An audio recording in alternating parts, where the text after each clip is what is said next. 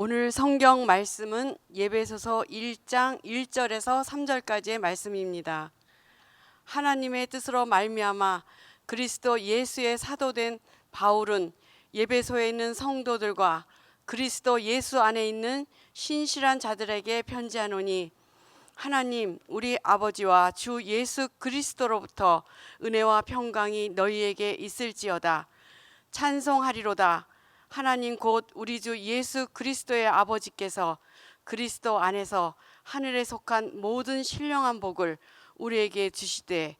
아멘.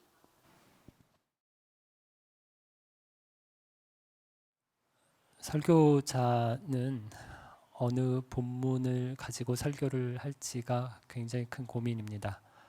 주기도문을 마치고 어디를 설교할지 고민을 하다가 계속 생각하던 성경이 있었는데, 요한계시록, 계속 몇 달을 준비했었는데 조금 더 있다가 요한계시록은 설교하는 게 좋을 것 같아서 에베소서로 선택을 했습니다. 에베소서만치 좋은 교리 교재도 없고 에베소서만치 좋은 윤리 교재도 없다 라고 얘기하는 사람이 있습니다. 어떤 사람은 에베소서를 신약 성경 전체의 요약이다 라고 말하는 사람도 있습니다. 제가 좋아하는 영국의 설교자인 로이드 존스 목사님은 에베소서 이 6장밖에 되지 않는 짧은 본문을, 성경을 가지고 무려 8권이나 되는 에베소서 설교집을 남겼습니다. 저는 그렇게까지 할 자신은 없지만 주기도문 말씀을 나누었던 것처럼 주일마다 에베소서를 차례로 본문으로 말씀을 나누려고 합니다. 오늘 본문의 말씀을 살피기 전에 에베소서에 대한 일반적인 이해를 가지는 것이 필요해 보입니다. 에베소서 전체를 한번 읽어보신 적 있으신가요? 없으시면 돌아가셔서 이거 좀 몇 달 볼 겁니다. 그러니까 한번 쭉 한 번에 한숨에 읽어보시는 것도 필요해 보입니다. 무엇을 말씀하는 책인가 하면 복음입니다. 반을 딱 나누어서 1장부터 3장까지와 4장부터 6장까지가 나누어지는데, 앞에 있는 1장부터 3장까지는 복음, 우리가 믿는 바가 무엇인가에 대한 이야기를 합니다. 뒷부분은 복음으로 어떻게 살아야 되느냐라는 얘기를 하고 있습니다. 앞부분은 이론적인 부분으로 우리가 믿는 게 뭔지를 말한다면, 뒷부분은 실천적인 부분으로 믿는 사람이 어떻게 살아야 되는지를 말씀하는 겁니다. 그러니까 앞부분은 교리고 뒷부분은 윤리다라고 이해하실 수 있습니다. 에베소서는 사도 바울이 에베소에 있는 교회에 보낸 편지입니다. 에베소가 어디 있습니까? 혹시 가보신 분 있으세요? 에페소 이렇게 지금은 부르는 것 같은데, 터키 여행 다녀오시는 분들 중에서는 지중해 서쪽 해안에 있는 이 도시를 많이 방문합니다. 저도 2번 가봤습니다. 바울도 2번 갔습니다. 바울이 2번에 걸쳐 에베소를 방문했던 기록이 있습니다. 2차 전도 여행에서 브리스길라와 아굴라 부부와 함께 에베소를 잠깐 방문한 적이 있었고요.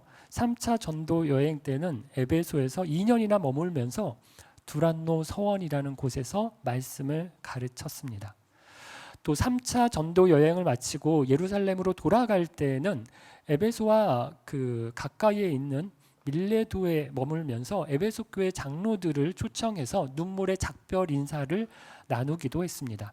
이렇게 볼 때 바울이 모든 교회를 다 아끼고 사랑했지만 특별히 에베소 교회를 향한 마음이 얼마나 컸는지를 짐작할 수 있습니다. 바울이 에베소서를 쓴 건 로마의 감옥에 갇혀서 에베소 교회를 향한 애틋한 마음을 가지고 편지를 쓰는 중입니다. 이런 배경을 가지고 오늘 본문을 보면 사도 바울은 1절과 2절에서 에베소 교회 성도들에게 이렇게 문안하며 인사하고 있습니다. 하나님의 뜻으로 말미암아 그리스도 예수의 사도된 바울은 에베소에 있는 성도들과 그리스도 예수 안에 있는 신실한 자들에게 편지하노니, 하나님 우리 아버지와 주 예수 그리스도로부터 은혜와 평강이 너에게 있을지어다. 여러분, 이 짧은 두 절의 인사를 통해 하나님이라는 말과 예수 그리스도라는 단어가 몇 번 나오는지 주목해 보십시오. 바울은 자신과 편지를 쓰는 자신과 편지를 받는 에베소 교회를 생각하면서 하나님과 예수 그리스도 안에서 얼마나 우리가 의미 있는 관계인지를 강조해서 말하고 있습니다. 자신이 하나님의 뜻으로 말미암아 그리스도 예수의 사도가 되었다라는 것, 이건 정말 놀라운 일입니다. 신기한 일입니다. 예수 믿는 사람들을 찾아서 잡아서 가두고 죽이던 사람, 그 일에 앞장섰던 사람이었습니다. 예수를 핍박하던 사람인데 그런 자신이 예수 그리스도의 사도가 되었다라는 것, 하나님 나라의 동역자가 되었다라는 것, 이게 얼마나 놀라운 사건입니까? 놀라운 일입니까?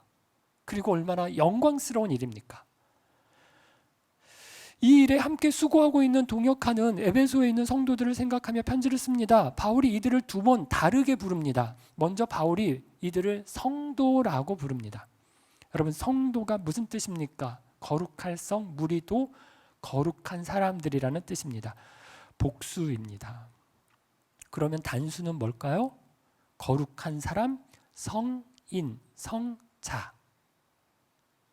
여러분, 우리가 성도라고 하면 어떻게 생각하기 쉬운가 하면 집사, 장로, 권사 아닌 분들을 부를 때 그냥 성도라고 부르는 거 아니냐라고 생각하기 쉽습니다.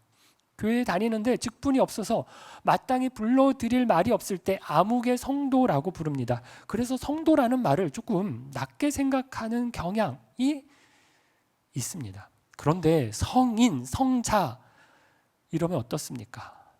굉장한 사람처럼 생각이 됩니다. 가톨릭에서 보면, 러시아 정교에서 보면 성인, 성자 칭호 따는 것이 이게 여간 어려운 일이 아닙니다.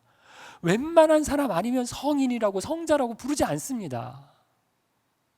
근데 여러분, 바울의 표현으로 보면 우리가 다 성도입니다.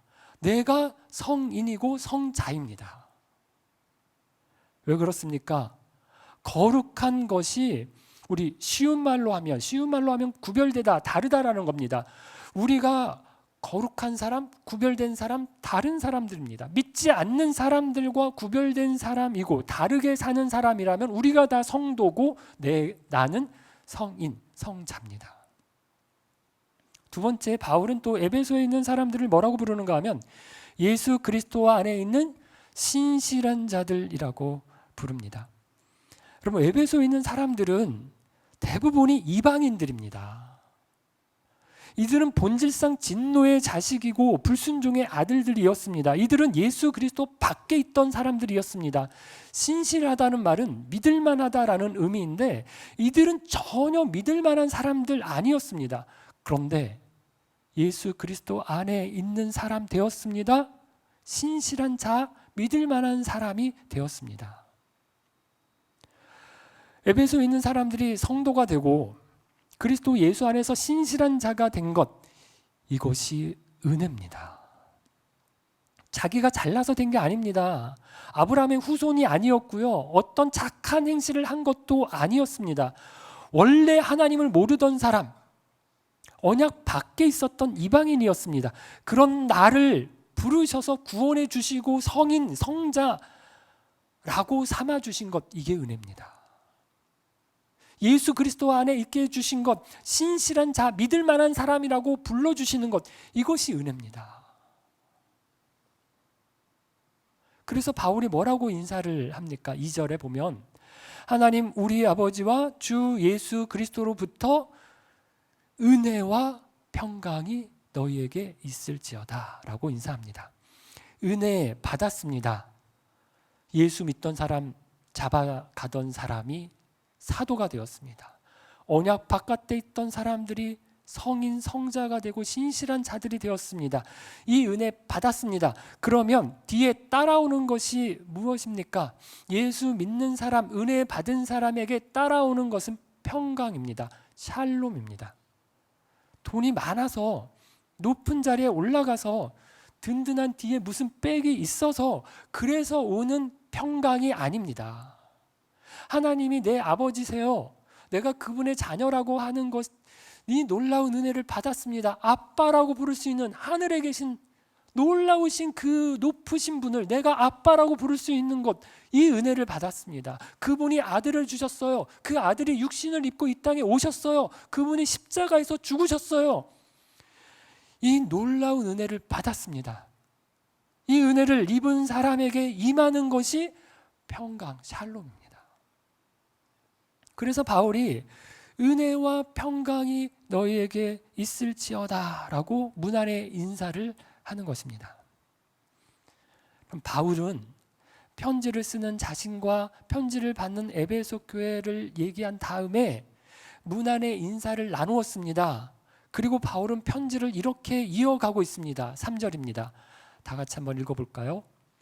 찬송하리로다 하나님 곧 우리 주 예수 그리스도의 아버지께서 그리스도 안에서 하늘에 속한 모든 신령한 복을 우리에게 주시되. 찬송하리로다. 바울은 에베소 교회 성도들을 위해 편지를 쓰면서 인사를 건넸을 뿐입니다.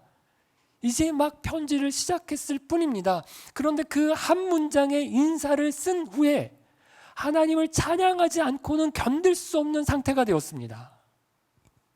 에베소 교회에 편지를 쓰려고 펜을 들었는데, 안녕하세요, 저 바울입니다. 잘 지내십니까? 추운데 건강하십니까? 이렇게 안부나 묻는 정도로 편지를 시작할 수 없었던 겁니다. 바울은 편지를 쓰는 자신이 사도가 된 것, 편지를 받는 에베소 교회 사람들이 성도가 된 것, 성인이 된 것, 신실한 그리스도 안에서 신실한 자들이 된 것을 말합니다. 문안의 내용인 은혜와 평강의 이유가 오직 하나님 아버지와 우리 주 예수 그리스도에게 있다는 생각을 하면서 편지를 시작했습니다. 그리고 이어서 그분에 대해 찬송하리로다. 찬양하지 않고는, 그분에게 송영 높여드리지 않고는 견딜 수 없는 상태가 된 것. 그래서 자연스럽게 찬송하리로다, 그분을 찬양하는 것으로 편지를 이어가는 중입니다. 근데 여러분, 우리가 주목해야 할 사실은 이렇게 찬송하고 있는 사도 바울이, 이렇게 감격하고 있는 바울이 어디에 있느냐라는 겁니다. 바울은 지금 평수가 넓은 굉장히 좋은 아파트에 새로 이사한 다음에 이 편지를 쓰고 있는 게 아닙니다. 바울은 자녀가 좋은 대학에 입학해서 연봉이 높은 좋은 직장에 취업한 다음에 이 찬송을 하고 있는 것이 아닙니다. 오랫동안 기도해왔던 기도의 소원이 응답을 받은 다음에 너무 감사하고 감격해서 이 찬양을 하는 것이 아닙니다. 인생이 잘 나가서 성공해서 환경이 편해서 배가 불러서 이렇게 찬송하는 것이 아닙니다. 바울이 편지를 쓰고 있는 곳이 어디입니까? 에베소서 3장 1절을 보면 그리스도 예수의 일로 너희 이방인을 위하여 갇힌 자 된 나 바울이라고 말합니다. 갇힌 자 된 나 바울. 어디에 있다고요? 갇혔다고요. 감옥입니다. 그러면서 신이 났습니다. 주님께 충성하고 복음을 전하다가 붙잡혔는데도 왜 내가 이렇게 열심히 충성하는데 나에게 이런 시련을 주시느냐? 원망하지 않습니다. 억울해하지 않습니다. 오히려 흥분이 되어서 어쩔 줄 몰라 합니다. 감옥에 갇혀 있으면서도 감격하여 찬송하며 감옥 바깥에 있는 에베소 교회 성도들을 생각하고 걱정하면서 이 편지를 쓰고 있는 것입니다. 무엇이 바울을 이토록 감격하게 하고 이토록 흥분하여 찬송하게 합니까? 찬송하리로다 하나님 곧 우리 주 예수 그리스도의 아버지께서 그리스도 안에서 하늘에 속한 모든 신령한 복으로 우리에게 복 주시되. 이유가 뭡니까? 바울은 찬송의 이유를 하나님, 우리 주 예수 그리스도의 아버지께서 복을 주셨기 때문이라고 말합니다. 이 복은 세상 사람들이 알고 있는 복과는 다른 종류의 복입니다. 왜 그렇습니까? 세상 사람들은 감옥에 앉아서 복 받았다라고 생각하지 않습니다. 세상 사람들은 부자여야, 건강해야, 성공해야 복 받았다라고 생각합니다. 여러분 레나 마리아라는 분을 아십니까? 두 팔이 없고 다리도 한쪽이 짧아서 제대로 서지도 못합니다. 그런데 이분이 전 세계를 돌면서 하나님을 찬양하는 찬양 사역자라는 것을 아십니까? 송명희 시인을 아십니까? 이분은 중증 장애인으로 침대와 휠체어에서만 생활하는 분입니다. 누구의 도움이 없이는 할 수 있는 것이 많지 않은 분입니다. 심지어 말도 분명치 않아서 어머니가 통역을 해 주어야 합니다. 그런데 이분이 쓴 찬양을 들어보신 적 있으십니까? 공평하신 하나님이 나 남이 가진 건 나 없지만 공평하신 하나님이 나 남이 못 본 것 보게 하셨네. 하나님의 공평함을 찬양합니다. 가장 아름다움을 뽐내야 될 나이에 교통사고로 입은 화상 때문에 죽음의 문턱까지 갔다가 온 여러 차례 큰 수술 끝에 겨우 회생한, 그러나 온 얼굴이 일그러지고 몸이 뒤틀린 이지선 자매를 아십니까? 다른 사람 같으면 자살을 시도하든지 자기의 신세를 비관하며 방 안에 숨어서 지낼 것입니다. 그런데 이 자매가 사람들 앞에 나서서 자기가 만난 하나님을 증거하는 것을 기쁨으로 감당하고 있습니다. 오늘 주보에 전교인 수련회 광고를 냈습니다. 강사로 오시는 송경민 목사님, 최근 한국교회에서 가장 많이 불리는 찬양, 가장 많은 사람들이 듣는 찬양, 은혜, 행복, 감사 등 여러 곡을 작곡한 분입니다. 그런데 이분이 누구보다 고생하신 분입니다. 좋아서 은혜다, 성공해서 행복하다, 잘 돼서 감사하다 라고 곡을 쓰신 게 아닙니다. 환경과 상황에 상관없이 신나고 즐거운 복이 있습니다. 환경이 바뀌어야 상황이 달라져야만 좋은 게 아니라 그것을 뛰어넘는 복이 있습니다. 사도 바울이 말하는 복이 이겁니다. 하늘에 속한 모든 신령한 복이 있다는 것입니다. 그런데 중요한 것은 이 복이, 하나님께서 주시는 이 엄청난 복이 이미 우리에게 임했다는 사실입니다. 3절 마지막 우리가 읽은 개역성경은 복을 우리에게 주시되라고 번역을 했는데 헬라어로는 현재 완료형으로 되어 있습니다. 이 말은 하나님께서 이 복을 과거에 주셨는데 그 결과가 지금도 계속해서 나에게 나타나고 있다는 뜻입니다. 예수 그리스도를 나의 구주와 주님으로 모시는 순간 엄청난 복이 나의 것이 되었습니다. 그런데 그 복이 떠나가지 않았고 계속해서 내 복으로 나에게 있다는 것입니다. 복 받았습니다. 복 있습니다.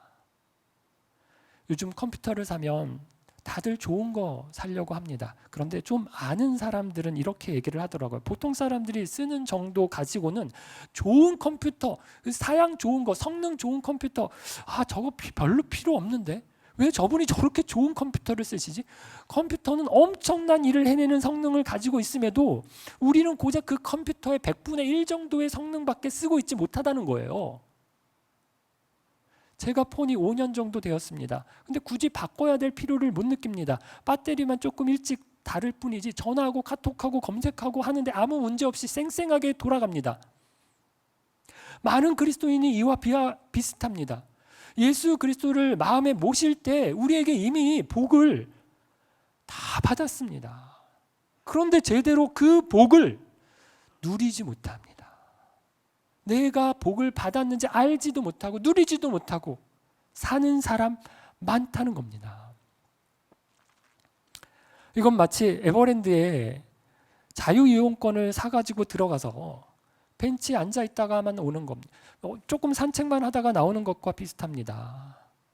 여기 연세 있으신 분들은 뭐 굳이 에버랜드를 가실 것 같지도 않고 자유이용권은 더더욱 끊으실 것 같지도 않아요. 근데 아이들, 청년들만 하더라도요, 자유이용권을 끊어서 에버랜드에 들어갔습니다. 그럼 어떻게 합니까? 계획을 짜서 막 여기저기 다니면서 열심히 놀아야 됩니다. 배 타고 인형의 나라도 보고, 사파리에 가서 곰, 사자, 호랑이도 보고, 바이킹에, 후룸 라이드에, 범퍼카에 열심히 타야 됩니다. 저도 결혼 전에 가서 이거 열심히 타다가 멀미까지 한 적이 있습니다. 비행기 티켓 비싸잖아요. 겨우 돈을 모아서 비행기에 탔습니다. 그런데 승무원이 와서 음료 뭘로 하시겠습니까? 식사 뭘로 드릴까요? 라고 묻습니다. 그러니까 내가 겨우 비행기를 탔는데 내가 뭘 먹냐? 이러면서 아무것도 안 먹었습니다. 신앙생활 이렇게 하는 사람들이 있다는 거예요. 주신 복 다 알지도 못하고 누리지도 못하고 그렇게 쩔쩔쩔 매면서 사는, 안타깝게 사는 그리스도인들이 있는 겁니다.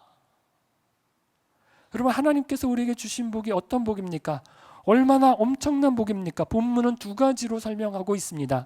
먼저 그 복은 하늘에 속한 복입니다. 이 말은 땅에 속한 복 아니라는 겁니다.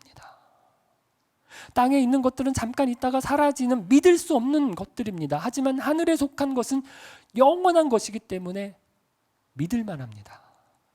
땅에 속한 복으로 보면 바울은 별로 좋을 것 없어 보이는 사람입니다. 그러나 하늘에 속한 복으로 보면 이야기가 완전히 다릅니다.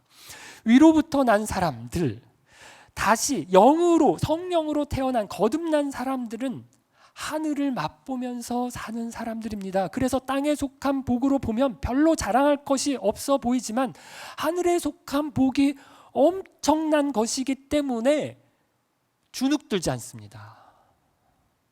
우리가 자꾸 남하고 비교하면서 삽니다. 얼짱, 몸짱 뭐 이러면서 나는 왜 모양이지? 저도 요즘 헬스를 좀 다니다 보니까 헬스장에 몸 좋은 사람들이 왜 이렇게 많아요? 그냥 옷 다 입고 있을 땐 서로 몰랐는데 이렇게 조금 벗어놓고 보니까 너무 이렇게 멸치 같고 막 다른 사람 집들이 한번 갔다 오면 이 사람은 왜 이렇게 좋은 집에서 이 나이에 어떻게 이런 집에서 살 수 있지? 풀이 죽고. 여러분, 이럴 이유가 없다는 겁니다. 그런 마음이 생기지만 버려야 되는 거예요. 로마서 8장 32절을 보면 자기 아들을 아끼지 아니하시고 우리 모든 사람을 위하여 내주신 이가 어찌 그 아들과 함께 모든 것을 우리에게 주시지 아니하겠느냐. 우리에게 아들을 주셨다면 다른 것은 두말하면 잔소리지 않냐, 이 말입니다. 1억짜리 다이아몬드를 사서 아무데나 팽개쳐 두는 사람 없습니다. 하나님이 우리를 사시기 위해서 얼마 쓰셨습니까? 자기 아들을 쓰셨습니다. 자기 아들을 주셨으니까 우리가 얼마짜리입니까? 책 중에 이런 제목으로 책이 나온 것도 있습니다. 예수님 짜리.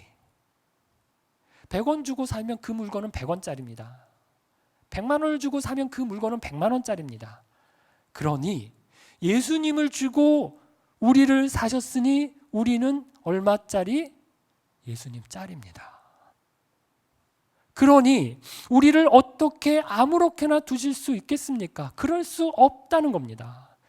애지중지하실 겁니다. 하늘의 복으로 우리에게 주신다는 것입니다. 두 번째로 하나님께서 우리에게 주신 복은 하늘에 속한 복이면서 동시에 영적인 신령한 복입니다.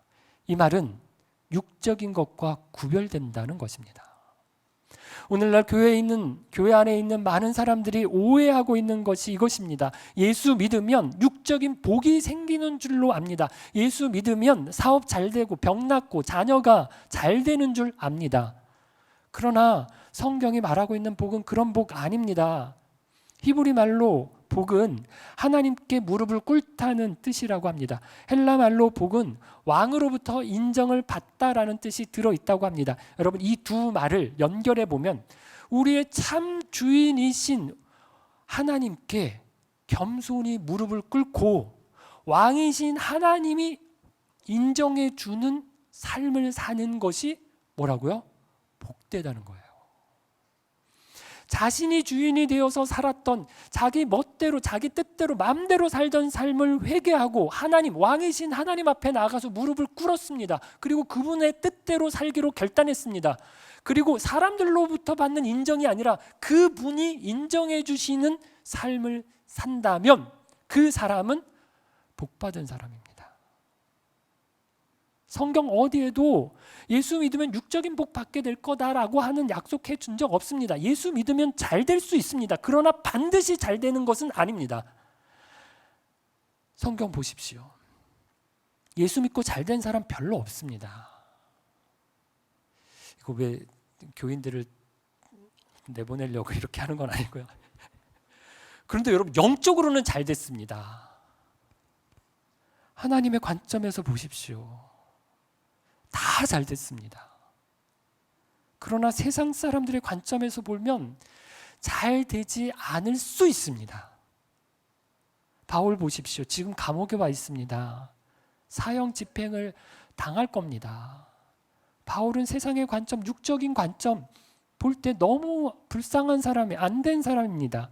그러나 영적으로 볼 때 바울처럼 복받은 사람이 누가 있겠습니까?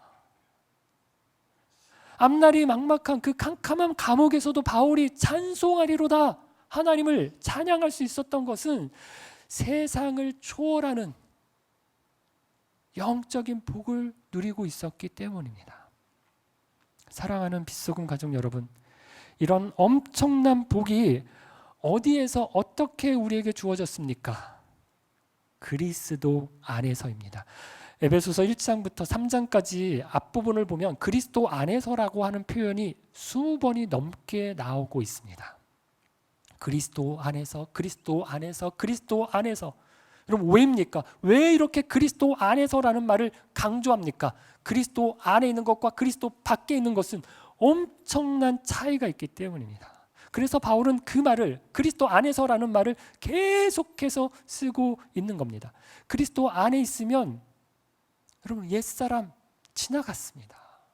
새 사람이 되었습니다. 새로운 삶, 새로운 인생 사는 것입니다. 그래서 감옥에서도 기쁨으로, 감격으로 찬송할 수 있습니다. 저와 여러분은 그리스도 안에 이미 들어온 사람들입니다. 저와 여러분은 이미 새로운 삶을, 새로운 인생을 살아가고 있는 사람입니다. 그래서 여러분, 좀 가진 사람들 보면요, 그 사람들 신경 쓸 게 많습니다. 땅에 있는 사람, 땅 올라가는지 내려가는지, 아파트 올라가는지 내려가는지 신경 많이 쓰시죠? 좀 아무 생각 없습니다. 주식 좀 사놓은 분 맨날 모니터에 띄워놓고 이거 올라가는지 내려가는지, 이거 언제 팔지 신경 쓰시죠? 달러 좀 가진 사람, 이거 언제 팔아서 바꿔야 될지 신경 쓰시죠?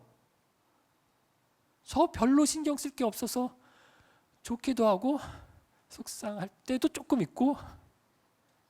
근데 여러분, 기죽지 마십시오. 얼마짜리입니까? 예수님짜리입니다. 예수님짜리라는 말은 거의 무한대라는 말이잖아요. 무한대입니다. 내 값은 무한대입니다. 근데 여러분, 무한대다가 100원을 더하면 얼마입니까? 무한대입니다. 무한대다가 100억을 더하면 얼마입니까?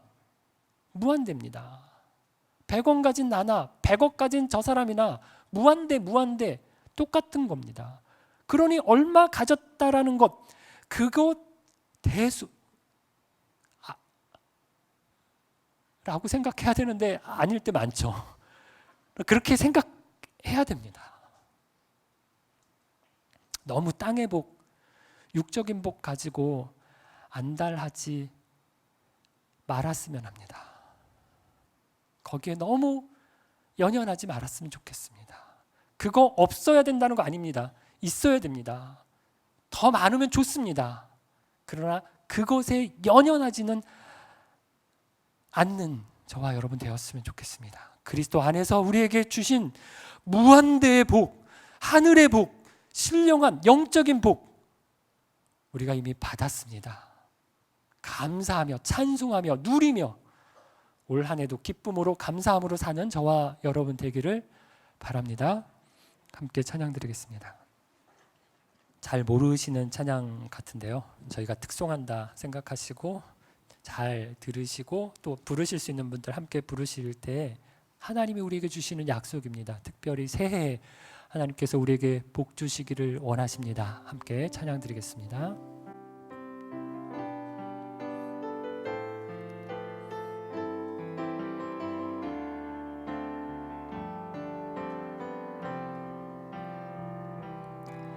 여호와는 너에게 복을 주시기를 원하며 너를 지키시기를 원하시며 여호와는 그 얼굴을 너를 향하여 드사 은혜와 평강 주시기 원하노라. 여호와는 너에게 복을 주시기를 원하며 너를 지키시기를